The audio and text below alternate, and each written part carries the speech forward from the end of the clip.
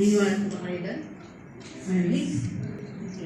Gano'n po ba talaga kaganda si laundry business? Ito po, isang information lang. Hindi ko na ito i-internal. In expressly, sa company po mismo, meron po kaming 7 staff na meron pong laundry business. Kasi kami po mismo naniniwala na maganda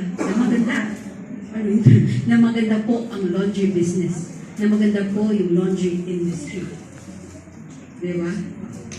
Do you believe po kayo na maganda yung laundry industry? Yes. And did you know that among that 8 person in the company na meron pong laundry business, sa kanila po yan 3 po sa kanila nag-e-expand na po. And meron po 4 na yung branch. And it's within 1 year or 2 years.